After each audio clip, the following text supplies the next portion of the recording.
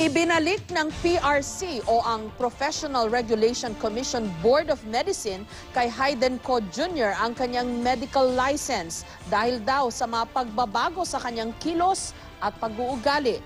Matatanda ang binawian ng lisensya si Co. 5 taon nang nakalilipas matapos niyang masangkot noon sa isang sex video scandal.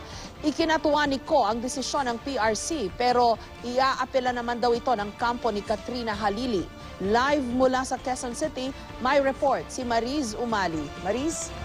Jessica, pagbabago nga sa kanyang karakter at pag-uugali at pagsunod din sa patakaran ng Professional Regulation Commission o PRC ang mga naging basehan ng ahensya para muling ibalik ang medical license ni Hayden Co. Jr. matapos ang ilang taon.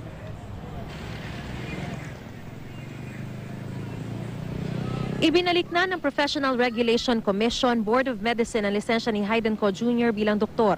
Inaprubahan ng board ang Resolution No. 65 Series of 2014, epektibo nitong Lunes. Ayon sa PRC, natupad daw kasi lahat ni Co ang requirements para maibalik ang lisensya na tinanggal noong 2009. We have not received any complaint against him, and I think in fact, he has reduced his exposure to media as a doctor.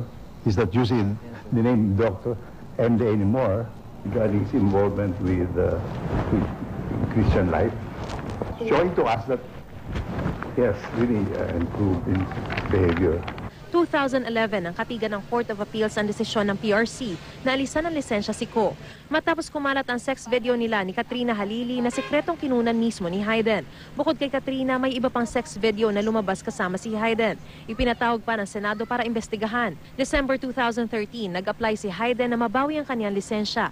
Base sa RA 2382 o Medical Act of 1959, maaaring maibalik ang lisensya ng isang doktor matapos lamang ang 2 taon at kung siya ay magpapamalas ng pagbabago sa kilos at pag-uugali at tutuparin din ang ethics ng propesyon. Participation in relief and similar matters. It's the wisdom of the lawmakers why they provided 2 years. Probably 2 years is sufficient enough for the licensee to redeem himself or to improve himself. Labis na ikinatawa ni Hayden ang desisyon ng PRC. Nagpasalamat siya sa PRC at sa Diyos para rito. Nakausap na raw ni Attorney Lorna Capuna ng kanyang kliyente na nasa Oxford para sa spiritual studies. This 2-year saga, no? So you can imagine his delight and happiness, and I think the medical profession would be blessed with his talent. It has been a learning experience for him. Pero sabi ng kampo ni Katrina Halili, minadali ng PRC Board of Medicine ang desisyon kaya iaapila nila. Naging final lang daw kasi ang revocation noong July 26, 2012 nang ibaba ng CA ang desisyon. Ibig sabihin, sa July 26, 2014 pa raw pwedeng magsampa ng reinstatement. Jessica, sa katapusan ng buwan, nakatakdang bumalik sa bansa si Hayden mula sa Oxford. Payo sa kanya ng PRC, pagpatuloy ang pag-aaral at training sa propesyon ng medisina. Ayon naman sa kampo ni Hayden Co, handa raw nilang harapin ang mosyon na yahain ng kampo ni Katrina Halili. Jessica? Maris, pinaliwanag ba ng PRC kung paano nila nasisiguro o natitiyak na nagkaroon na nga ng quote-unquote pagbabago sa kilos at pag-uugali nitong si Hayden Co. Jr.?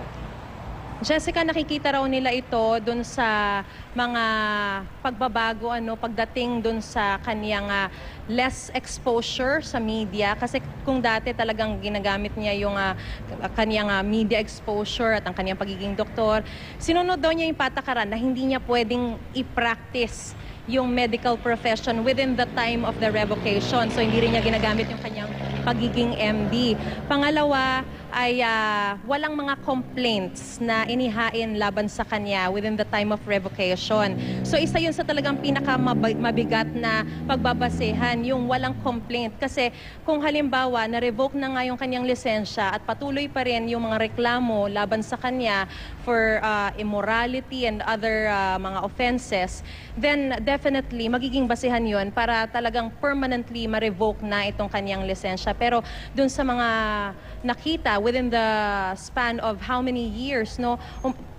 Lumalabas mga almost 5 years. Pero technically, Jessica, 3 years lang yung bilang dito ng PRC kasi 2011 lang daw isinauli o isinuko ni Hayden Co. Jr. yung kanyang lisensya. So 2011 na nagsisimula yung bilang. At bukod dito, yung kumbaga pagsali niya o pag-join niya sa mga relief operations and Christian life services, Jessica. In-explain ba ng PRC din, kasi I suppose i-anticipate siguro nila na people will question this considering yung hindi biro yung kaso na nag-post siya ng mga sex video with Katrina Halili and the other personalities, and then ito lang parang 2 years? 2 years ba yung prescribed number of years na parang punishment niya? Yes, number 1, Jessica, ang sinasabi ng PRC may legal na basehan. That is the Republic Act 2382 or yung Medical Act of 1959. So kumbaga, kahit sinasabi ng kampo ni Katrina na minadali ito, ang sinasabi ng PRC, talagang may wisdom yung 2-year span kung saan makikita yung consistency ng isang tao kung talagang nagbago siya, and it is enough time daw to show that someone has improved or redeemed himself, at ito daw yung napatunayan ni Hayden Co. At pangalawa, meron daw mga previous cases, although hindi na idinetalye ng PRC, na sa mga nakaraan daw, meron ng mga natanggalan ng mga lisensya, na-revoke yung kanilang mga lisensya, but in a span of a few years, at base rin sa RA 2382, ay naibabalik naman daw ang kanilang lisensya kapag nakapagpakita sila ng tunay na pagbabago, Jessica. Maraming salamat sa'yo, Mariz Umali.